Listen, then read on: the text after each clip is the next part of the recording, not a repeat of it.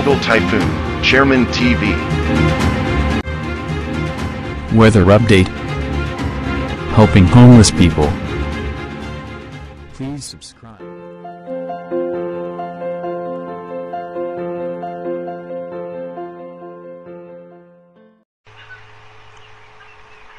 Magandang umaga po. Ito po ang latest update natin ngayong araw, August 30, 2024.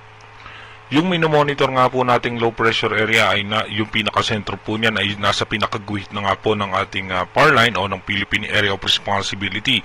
Anumang oras ngayon ay posible nang pumasok yan ng ating bansa. At ayon nga sa latest update ng European Center, nagbago nga ang posibleng senaryo nito. Sa ngayon nga po ay posible po yung dumikit ng bahagya dito sa may Visayas or dito nga po sa may parte ng Bicol region. Kaya ibayang pag-iingat at paghanda sa ating mga kababayan kung sakali nga po matutuloy itong prediction. At bukod nga po dyan, meron pong nakamba na dalawa pang posibleng sama ng panahon sa labas ng ating Philippine Area of Responsibility at merong isang low pressure area sa may parte ng extreme northern Luzon sa susunod na linggo. Dito po sa ating rain map animation, asahan pa rin po natin yung habagat, apektado pa rin po niyan sa Zambales, Bataan, Occidental Mindoro, Palawan, Metro Manila, Western Visayas, Ilocos Region, Cavite, Batangas, Negros Oriental, at Negros Occidental. At mamaya nga pong alas 9 ng umaga, asahan natin dito nga sa may eastern section ng Visayas ay mataas ang tsansa ng mga biglaang pagbuhos ng pag-ulan, pero yung malaking bahagi ng ating bansa, mababa naman po ang tsansa ng mga pag-ulan. Pagdating naman po ng alas 3 ng hapon, asahan natin may mga tsansa na rin po ng pag-ulan sa Palawan, Mindoro Provinces, Bicol Region, dito nga po sa may parte ng Southern Luzon. Asahan din po natin dito sa may western section ng Northern Luzon sa Ilocos Region at sa may Zamboanga Peninsula. Asahan din po natin sa may parte ng Visayas. Pagdating naman po ng alas 6 ng gabi sa may Metro Manila, asahan din po natin may tsansa ng panandali ang pag-ulan lamang at maging dito nga po sa may parte ng Mindoro Provinces, Palawan, western section ng Visayas at makulimlim na kaulapan sa Mindanao na may isolated rain shower. Pagdating naman po ng alas 10 ng gabi, dahan-dahan na po gaganda muli ang lagay ng panahon. Asahan na lamang po natin makulimlim ang kaulapan sa Southern Luzon, Visayas, Palawan at sa may Mindanao. Dumako na nga po tayo sa ating advanced weather forecast. Dito nga po sa ating advanced weather forecast, bukas nga po noong August 31 ng umaga ay dito nga po tumataas ang posibilidad o mag-develop ito bilang isang tropical depression. At pagdating naman po ng September 1, dito nga po bilang isang bagyo na ay didikit nga po yan dito sa may parte ng Visayas at meron pa pong kasabayan na isang low pressure area na nandito nga po sa may South China Sea. Pagdating naman po ng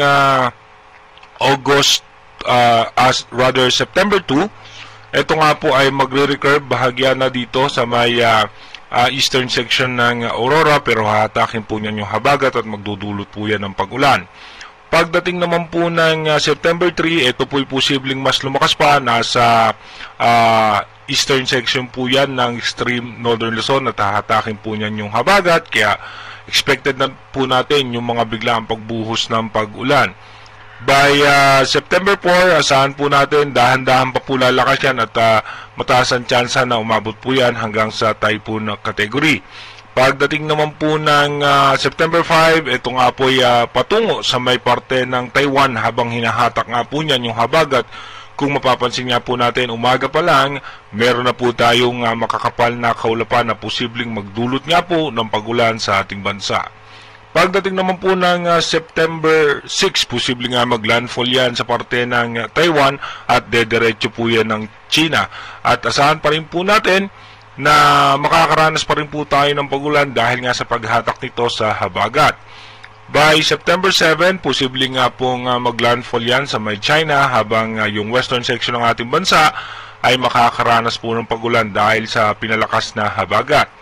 Pagdating naman po ng September 8, mapapansin nga natin magkakaroon ng panibagong low pressure area dito nga po sa may eastern section ng extreme northern Luzon, at panibagong sama ng panahon dito naman po sa may labas ng Philippine Area of Responsibility, at meron pa pong kasunod dyan na nasa labas pa ng ating bansa.